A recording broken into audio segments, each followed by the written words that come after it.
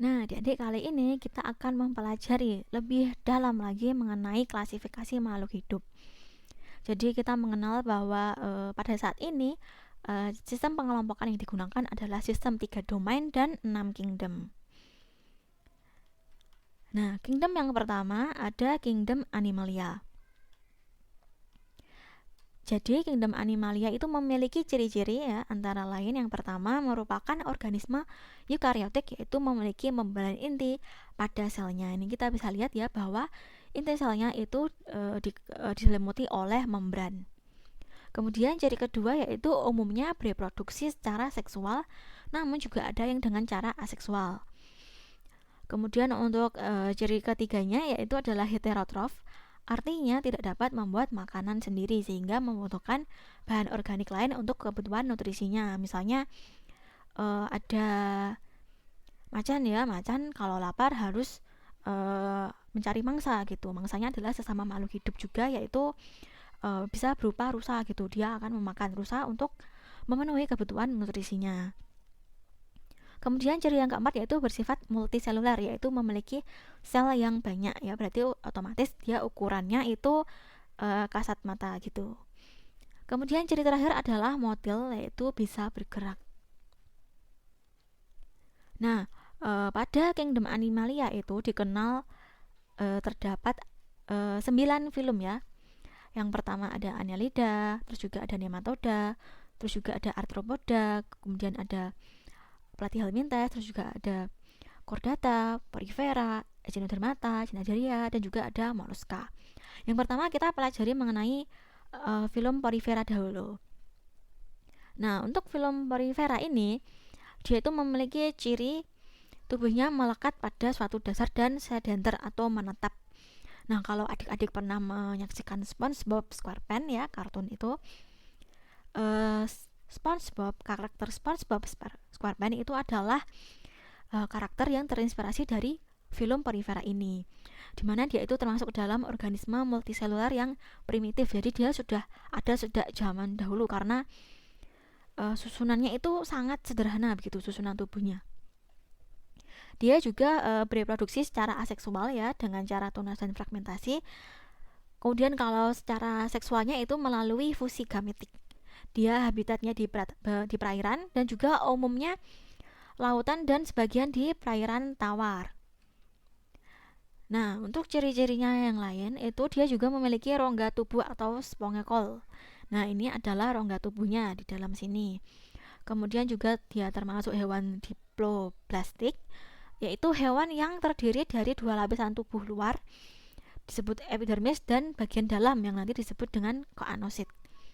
Kemudian terdapat sel amoebosit dan spicula yang berfungsi untuk menangkap makanan. Jadi dia memiliki sel-sel yang berfungsi untuk menangkap makanan. Jadi spong ini dia itu caranya mencari makanan dengan cara seperti disaring gitu, dia menyerap air gitu. Jadi aliran airnya itu akan masuk melalui ostium ya, dia masuk kemudian akan makanannya itu akan ditangkap oleh sel amoebosit dan spikulanya tadi ini. Kemudian dia akan keluar melalui osculum atau permukaan yang paling besar di bagian atasnya ini. Nah, filum Porifera ini masih dibagi lagi menjadi 3 kelas. Ada kelas Calcarea, contohnya adalah sikon. Kemudian kelas Hexactinellida, contohnya adalah Euplectella aspergillum. Dan juga ada kelas Demospongiae, contohnya adalah Euspongia officinalis. Nah, kira-kira karakter SpongeBob itu termasuk ke dalam kelas yang mana ya? Film yang kedua yaitu adalah film Coelenterata.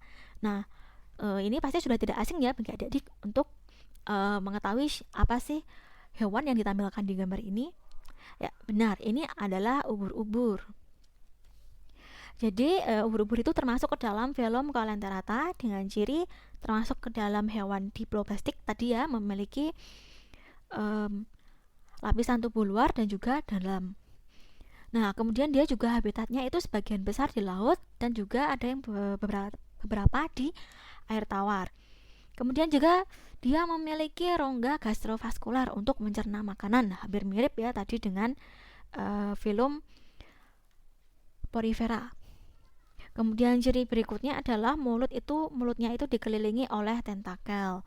Nah, mulutnya biasanya di bagian tengah. Kalau pada fase polip ya, itu biasanya dia tuh menempel di bagian substrat ya, di bawah. Kemudian untuk mulutnya itu berada di atas ini. Kemudian kalau pada fase medusa ya, dimana dia itu fase ketika dia itu bisa bergerak, itu untuk mulut berada di bagian bawah sini. Kemudian dia ciri lainnya adalah tubuhnya itu berbentuk simetri radial. Jadi kalau kita potong ya akan simetris gitu. Nah, kemudian untuk film Coelenterata itu dia memiliki siklus hidup deh. Ya, jadi dari awal dia itu fasenya adalah fase polip dewasa ini. Ketika dia berada di fase polip dewasa, dia sudah siap untuk melakukan reproduksinya dengan cara aksesual, dengan membentuk tunas. Nah, tunasnya nanti ini dia akan lepas gitu. Ketika sudah siap dia akan lepas menjadi fase medusa, di mana fase dia itu bisa bergerak-gerak gitu, mengambang-ambang di air laut gitu ya. Ini yang sering kita lihat dan kita sebut dengan ubur-ubur. Nah, ubur-ubur ini merupakan fase medusa pada film Coelenterata. Nah, pada fase medusa dia itu mulai melakukan reproduksi secara seksual ya, ini dimana terjadi pertemuan antara sel sperma dan sel telur membentuk zigot, kemudian zigotnya nanti mulai berkembang kemudian menjadi polip lagi. Nah, film Coelenterata itu masih dibagi menjadi 3 kelas juga. Yang pertama ada hydrozoa, contohnya adalah Obelia. Kemudian kelas kedua adalah Scyphozoa, contohnya Aurelia aurita. Nah, Aurelia aurita ini termasuk ke dalam fase medusa tadi ya. Kalau yang Obelia berarti dia masuk ke fase polip gitu. Kemudian kelas yang ketiga adalah Anthozoa atau contohnya ini Acrodoa sp.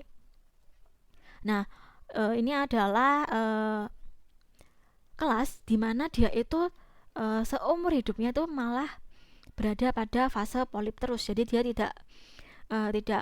tidak berubah menjadi fase medusa begitu, selamanya akan menempel pada substrat. Nah, contohnya ini ya anemone ini. Ya, lanjut ke film berikutnya. Film ketiga adalah film Platyhelminthes ya, atau cacing pipih.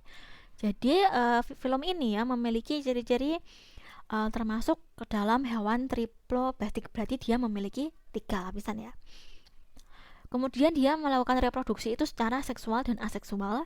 Kemudian merupakan hewan acelomata, yaitu belum memiliki rongga tubuh ya, karena dia itu sangat kecil dan juga pipih bentuknya.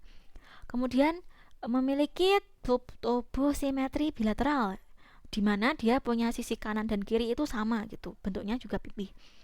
Kemudian untuk saluran pencernaannya itu belum sempurna dan hanya mempunyai mulut tanpa anus, serta ususnya itu bercabang-cabang. Ini Adik-adik bisa lihat dari anatominya ini ya, untuk otak, letak mata, letak sensor, letak saraf, letak usus, juga letak mulutnya. Nah, mulutnya ini malah berada di bagian sini, tengah sini. Nah, untuk film Platyhelminthes dibagi menjadi 3 kelas. Yang pertama ada kelas Turbellaria. Ini isinya adalah jenis-jenis cacing pipih yang mempunyai kepala itu bentuknya seperti palu ya, atau hammerhead worm. Contohnya adalah Planaria. Kemudian untuk kelas berikutnya ada kelas Trematoda. Contohnya adalah cacing hati atau Fasciola hepatica. Kemudian ada kelas Cestoda, ini ya contohnya adalah Taenia saginata. Ini adalah parasit yang biasanya berada dalam organ pencernaan makhluk hidup. Film yang keempat ada film Nemathelminthes. Nah, kalau tadi di film Platyhelminthes itu adalah cacing pipih, kalau di film Nemathelminthes ini adalah cacing yang bentuknya itu silinder gitu. Nah, ciri-cirinya ya tadi ya, dia berbentuk silindris, kemudian termasuk ke dalam hewan triploblastik, yaitu memiliki tubuh yang tersusun dari 3 lapisan, yaitu ektodem, mesodem, dan juga endodem. Kemudian dia memiliki saluran pencernaan yang mulai dari mulut sampai anus. Terus juga tubuhnya tidak bersegmen dan mengalami ekdisis atau terkepasnya bagian kulit luar. Jadi tubuhnya itu tidak memiliki segmen. Nanti segmen kita ambil contoh yang lain ya. Kemudian ciri lainnya yaitu merupakan hewan berumah dua, yaitu alat reproduksinya antara jantan dan betina itu terpisah. Nah, ini contohnya. Ada Ascaris lumbricoides, juga ada Wucheria bancrofti. Ini sama-sama cacing yang dia itu parasit gitu di tubuh makhluk hidup. Nah, untuk film yang kelima ya, ini juga masih termasuk ke dalam keluarga cacing-cacing. Ini adalah film Annelida, atau untuk menyebut film dari kelompok cacing yang memiliki segmen pada tubuhnya. Jadi kalau kita perhatikan ya, ini adalah cacing tanah dan juga ada lintah. Ini tubuhnya itu memiliki garis-garis gitu, garis-garis pada tubuh. Nah, ini yang disebut dengan segmen. Dia juga memiliki ciri yang hampir sama dengan film Nematodontes. Tubuhnya berbentuk silindris, terus juga triploblastik. Terus juga kalau di film Annelida ini memiliki mulut dan anus. Nah, yang membedakan adalah dia tubuhnya itu memiliki segmen, atau seolah-olah tubuhnya itu tersusun dari cincin-cincin gitu. Kemudian dia hidup di air tawar, laut, darat, atau sebagai parasit dalam tubuh makhluk hidup lain. Terus juga merupakan hewan berumah dua, yaitu memiliki reproduksi jantan dan betina yang terpisah. Untuk film Annelida dibagi menjadi 3 kelas. Kelas yang pertama adalah Polychaeta. Contohnya adalah Yunis viridis. Ini adalah cacing yang hidupnya di laut ya adik-adik. Kemudian ada Oligochaeta. Ini contohnya ada Lumbricus tuberus atau cacing tanah. Kemudian ada kelas Hirudine. Contohnya adalah lintah atau dengan nama ilmiah Hirudo medicinalis. Film ke-6 ya. Film ke-6 ini adalah film Mollusca.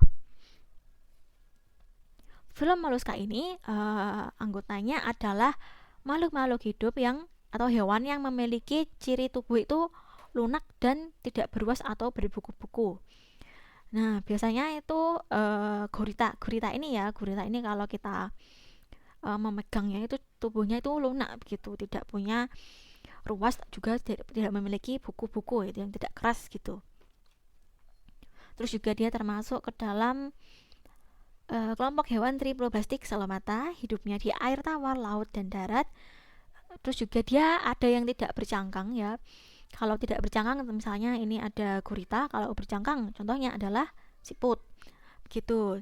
Nah, bagian tubuhnya itu terdiri dari mantel atau lipatan kulit untuk memproduksi cangkang, visceral mass atau massa visceral yang nanti berfungsi untuk melindungi organ dalam, dan kaki ya, kaki untuk alat gerak tentu saja. Kemudian biasanya untuk anggota film Mollusca itu melakukan perkembangbiakan secara seksual. Nah, pembagian kelasnya menjadi 5 kelas ya untuk film Mollusca. Ini ada kelas Ampineura, contohnya adalah chiton. Ini bisa adik-adik temui pada laut ya, dalam laut. Kemudian ada kelas Gastropoda, contohnya adalah Achatina fulica. Kemudian ada film Scapopoda, contohnya adalah Dentalium vulgare. Kemudian ada kelompok Pelecypoda, contohnya adalah Anodonta sp ya, ini kerang. Kemudian yang terakhir ya, ini tidak memiliki apa ya, mantel atau cangkang ya tadi, adalah Cephalopoda. Contohnya adalah gurita dengan nama ilmiah Loligopelli. Film ketujuh yaitu film Echinodermata. Film Echinodermata itu memiliki ciri-ciri yang pertama, dia umumnya berduri, kemudian berkembang biak secara seksual, memiliki tubuh simetri radial, dan hampir semuanya itu pentameros atau memiliki 5 lengan. Kemudian dia umumnya bergerak dengan ambulakral atau kaki tabung nih.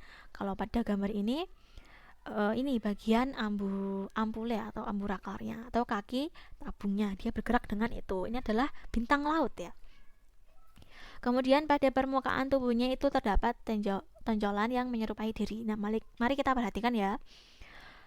Dari masing-masing contoh kelasnya ini memiliki benjolan-benjolan pada permukaan tubuhnya ya.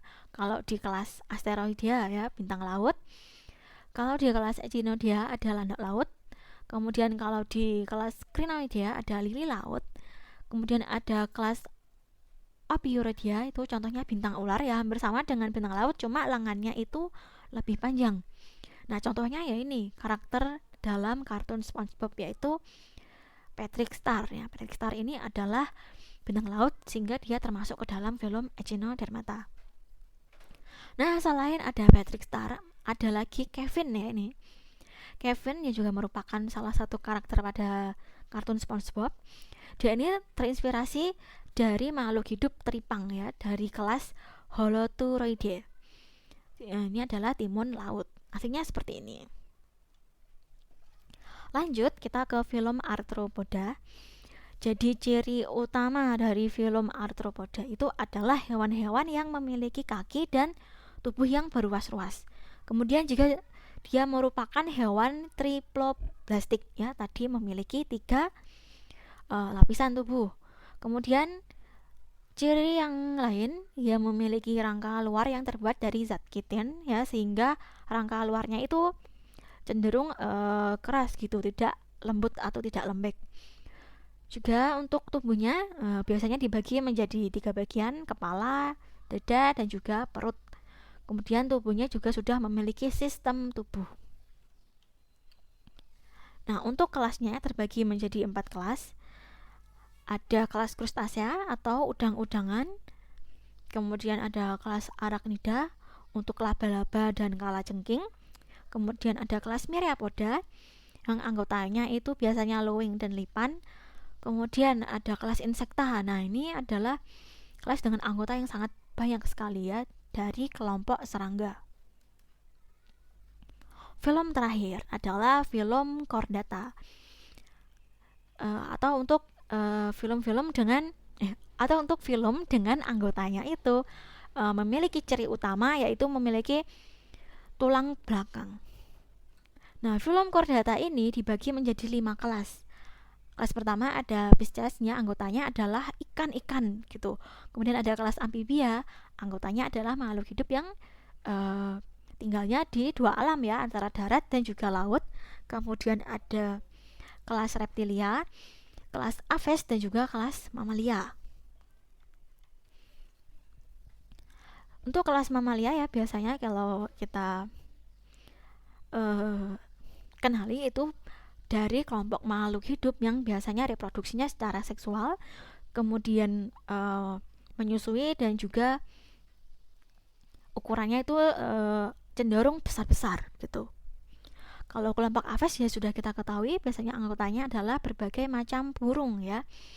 Berbagai macam burung, cirinya ya adalah hewan dengan paruh, kemudian memiliki sayap dan juga bulu di seluruh tubuhnya. Gitu. Itulah penjelasan mengenai film-film pada Kingdom Animalia. Nah, selanjutnya kita ke kingdom berikutnya, ada Kingdom Plante. Nah, bagaimana kalau kakak bertanya kepada adik-adik, apa yang akan terjadi jika di dunia ini tidak ada tumbuhan? Nah, kira-kira apa yang terjadi ya? Coba saja sambil menunggu, silahkan adik-adik menjawab sendiri. Ya, jadi apa yang akan terjadi jika tidak ada tumbuhan yang ada di dunia ini? Yang pertama, bisa saja kita tidak bisa bernapas. Mengapa? Karena tumbuhan itulah yang menghasilkan oksigen. Kemudian yang terjadi berikutnya bisa saja kita kehabisan sumber pakan atau sumber makanan karena banyak dari kita manusia atau makhluk lain itu memanfaatkan tumbuhan sebagai sumber makanan. Nah, contohnya masih ada yang lain lagi. Kemudian kelompok tumbuhan apa saja yang kalian tahu? Jadi kalian bisa menjawab masing-masing ya sendiri untuk tumbuhan apa saja yang kalian tahu sebelum kalian belajar mengenai klasifikasi makhluk hidup. Selanjutnya kita akan belajar mengenai ciri-ciri Kingdom Plante. Jadi Plante itu memiliki ciri-ciri ya, yang pertama dia merupakan organisme eukariotik, yaitu memiliki membran inti. Jadi pada sel yang menyusun tubuhnya itu terdapat membran inti yang menyelimuti bagian intinya, nukleusnya gitu. Kemudian ciri kedua, bereproduksi dengan cara aseksual. Kalau aseksual bisa melalui tunas, cangkok, stek dan lain-lain, dan kalau seksual bisa melalui putik dan benang sarinya. Kemudian ciri ketiga yaitu organisme autotrof, di mana anggota kingdom plantae itu bisa membuat makanannya sendiri karena memiliki klorofil yang berfungsi dalam proses fotosintesis. Kemudian ciri keempat yaitu dia bersifat multiselular, yaitu memiliki sel banyak, di mana nanti ukurannya itu biasanya cukup besar dan bisa kita lihat dengan mata telanjang.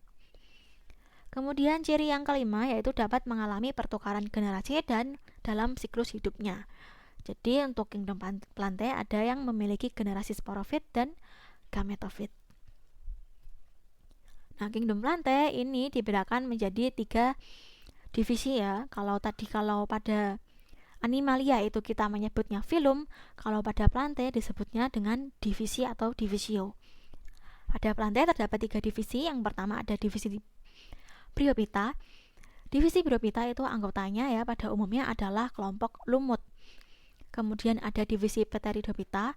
Contoh anggotanya adalah tumbuhan paku-pakuan. Kemudian ada divisi Spermatophyta, di mana contoh anggotanya adalah tumbuhan-tumbuhan yang bereproduksi itu dengan biji, atau tumbuhan yang kalau dia menghasilkan buah, kita akan menemukan biji di dalamnya. Nah, untuk pembagian kelas ya, pembagian kelas setelah divisi, pada kelas Bryophyta itu dibagi menjadi 3. Yang pertama adalah Hepaticopsida atau lumut hati, kemudian ada Anthoceratopsida atau lumut tanduk, dan juga ada Bryopsida atau lumut daun.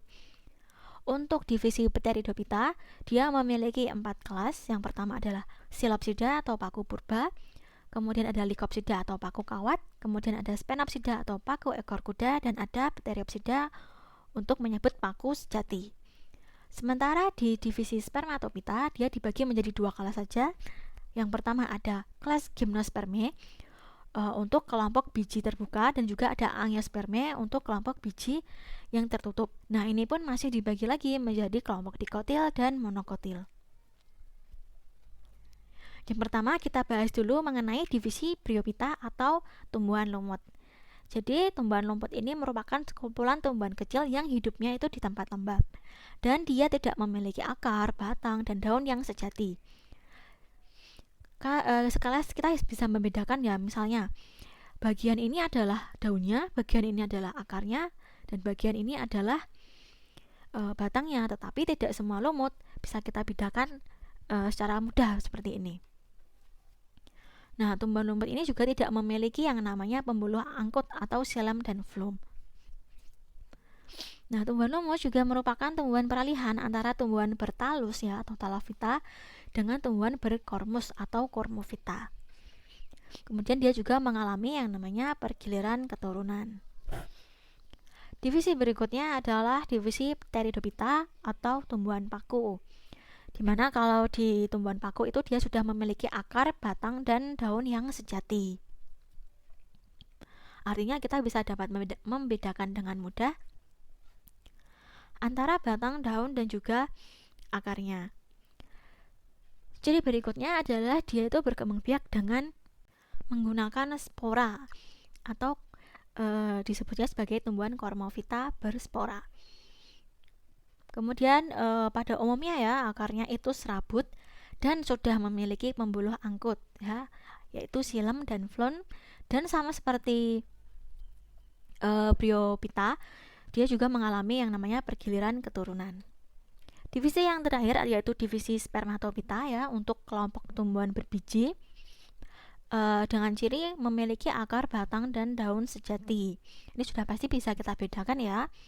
Kemudian ukurannya itu biasanya ya makroskopik dengan ketinggian yang bervariasi. Jadi ukurannya itu cukup besar ya, bisa kita lihat dengan mata telanjang, dan untuk perawakannya biasanya itu juga bervariasi begitu. Perawakan ada yang pohon, tadi ada yang berupa gulma begitu. Dan juga untuk divisi ini juga sudah memiliki pembuluh angkut yaitu xilem dan phloem, dan juga reproduksinya terjadi secara aseksual atau vegetatif dan seksual atau generatif. Nah, ini tadi habitusnya ada yang pepohonan, herba, dan juga perdu. Ya, kingdom berikutnya ada kingdom fungi. Sebelumnya silahkan adik-adik perhatikan, ini ada gambar roti, gambar tempe goreng, dan juga ada jamur crispy. Nah, apa sih kaitan ketiga gambar ini dengan kingdom fungi? Nah, kita perhatikan lagi ya. Ini adalah sebuah roti ya, roti tadi, tapi dengan kondisi dia sudah berjamur. Ya, karena sudah lama tidak dimakan gitu, dibiarkan begitu saja, maka dia akan berjamur, terutama apabila di tempat yang lembab. Nah, kemudian ada tempe nih. Nah, ini tempe yang belum digoreng gitu. Jadi tempe ini pada pembuatannya itu dia memanfaatkan jamur juga nih. Kalau kita perhatikan seksama ya, dia kalau diperbesar itu akan terlihat bahwa ada kayak serabut-serabut gitu atau benang-benang halus gitu. Ini adalah jamur gitu. Sementara tadi untuk jamur crispy itu bahan dasarnya adalah jamur tiram. Nah, jamur ini dia itu mempunyai ciri-ciri ya. Ciri-ciri sebagai kingdom fungi. Yang pertama adalah dia itu uniseluler dan juga multiseluler. Jadi ada yang ukurannya besar dan juga ada yang ukurannya kecil.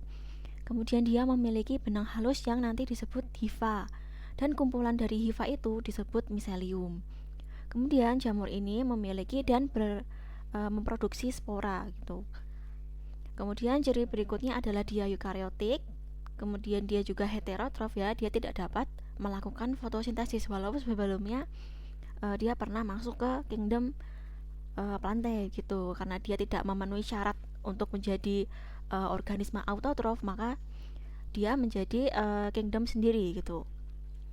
Kemudian dinding selnya itu tersusun atas zat kitin, dan umumnya mereka hidup di tempat yang lembab. Nah, untuk hifanya itu dibedakan menjadi dua. Yang pertama ada hifa septa. Hifa septa itu adalah hifa yang dimana tiap intinya itu memiliki sekat ya, atau nanti disebut septum. Kemudian untuk jenis hifa kedua yaitu hifa senositik, dia itu tidak memiliki sekat. Nah, kalau di kingdom fungi itu dia terbagi menjadi 4 filum saja. Yang pertama ada Zygomicota, contohnya adalah Rhizopus sp. Ini kemudian ada filum Ascomycota, contohnya adalah Saraskipa sp. Kemudian ada filum Basidiomycota, contohnya Auricularia auricula. Ini adalah jamur kuping ya. Kemudian ada filum Deuteromycota, contohnya adalah Hippomycetes. Nah, pada tabel ini adik-adik bisa melihat bahwa terdapat aspek-aspek ya yang membedakan antara keempat filum, mulai dari hifa, sifat, habitat, cara hidup, reproduksi, dan juga ada contohnya. Nah, kalau filum Zygomicota itu hifanya tidak bersekat, kemudian dia sifatnya itu uniseluler multiseluler, kemudian habitatnya ada di tanah, kemudian ada di makanan, kemudian ada juga yang di sisa organisme. Kemudian cara hidupnya ada yang saprofit, parasit, dan juga simbiosis. Nah, kalau saprofit itu dia itu mencari makannya dengan mengurai sisa-sisa tubuh makhluk hidup yang sudah mati begitu.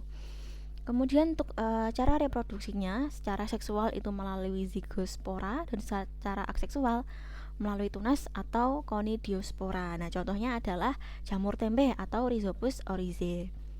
Kemudian untuk filum Ascomycota, dia itu untuk hifanya bersekat, sifatnya uniseluler dan multiseluler, habitatnya ada di tanah dan sisa organisme, cara hidupnya sama, saprofit, parasit, dan juga simbiosis. Untuk reproduksi secara seksual menggunakan ascospora, dan secara aseksual menggunakan fragmentasi dan juga spora ngeospora. Contohnya adalah jamur kecap Aspergillus wenti.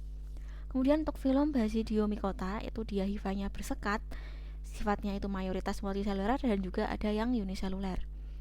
Untuk habitatnya ada pada sisa organisme, kemudian cara hidupnya itu simbiosis dan juga parasit.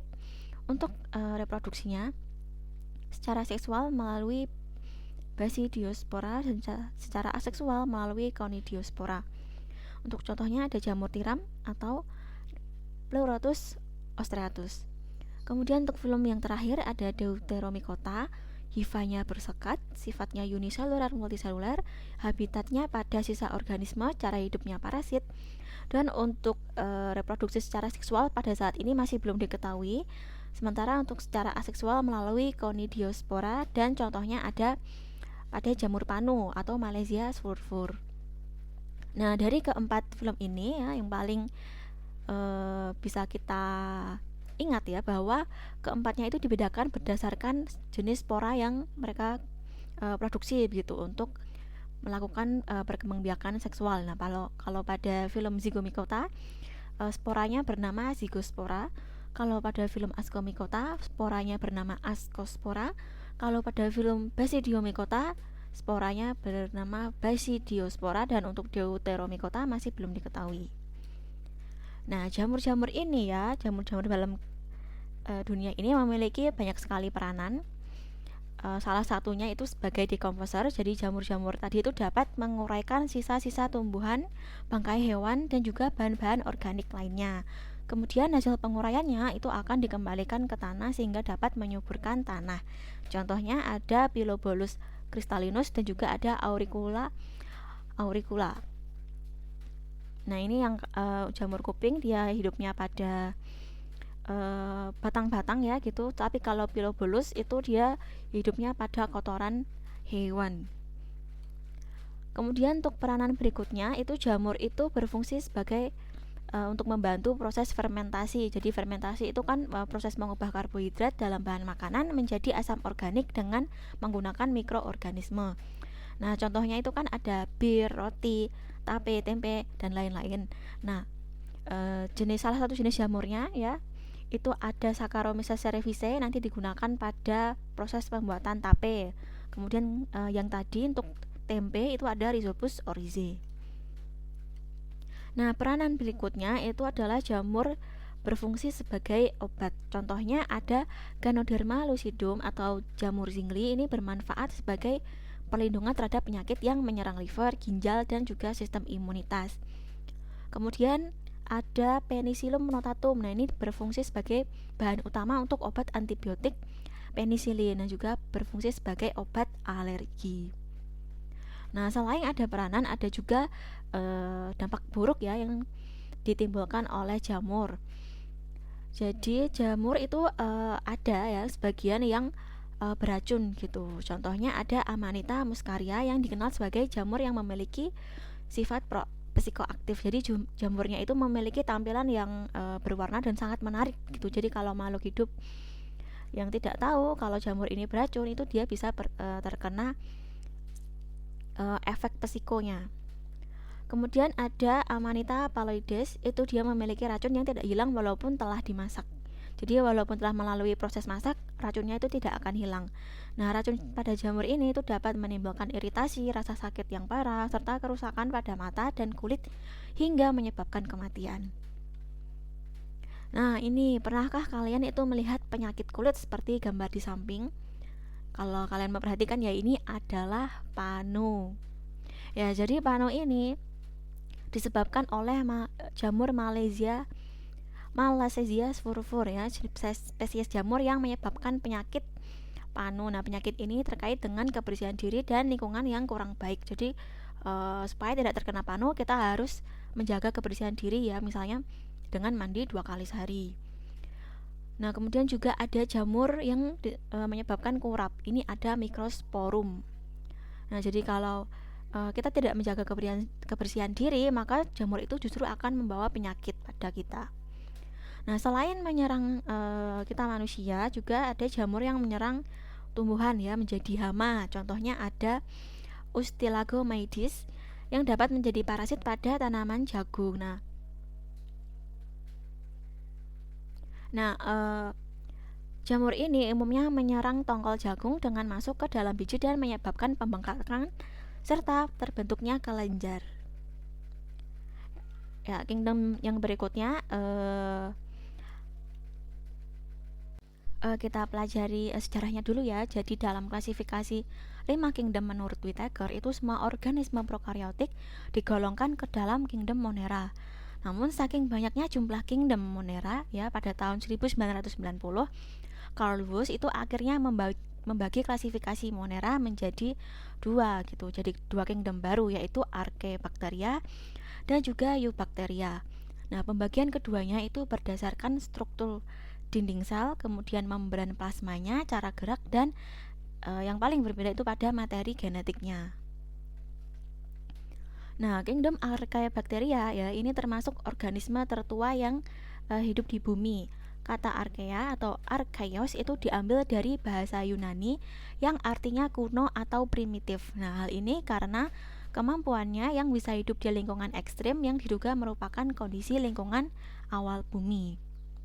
Sementara untuk kingdom Eubacteria ini diambil dari bahasa Yunani, yaitu kata eu yang berarti sejati. Nah, biasanya Eubacteria itu disebut dengan bakteria atau bakteri yang berasal dari kata bakterion yang artinya batang kecil. Nah, Eubacteria ini merupakan kingdom untuk bakteri modern atau sejati yang kita ketahui sehari-hari sebagai bakteri gitu. Jadi untuk anggota dari kingdom Eubacteria ini sudah familiar dengan kita manusia. Nah, ciri-ciri keduanya ya, itu sama-sama bersifat prokaryotik, kemudian nukleusnya itu mengandung rantai tunggal DNA. Kemudian dia juga seluler, keduanya juga makroskopis atau ukurannya itu kecil sekali sehingga kita harus menggunakan alat bantu ya, seperti mikroskop untuk melihat, dan juga umumnya itu merupakan patogen atau yang menyebabkan penyakit gitu pada makhluk hidup lain.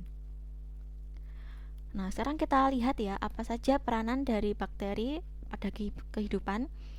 Yang pertama yaitu sebagai penghasil antibiotik.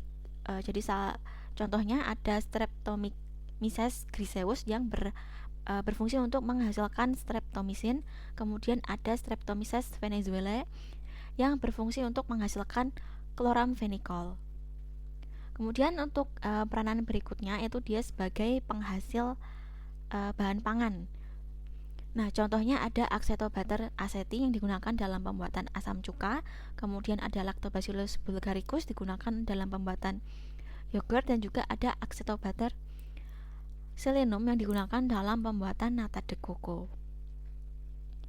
Nah, peranan berikutnya itu dalam kehidupan ya, pada ekologi itu dia berfungsi untuk mengikat nitrogen bebas di udara.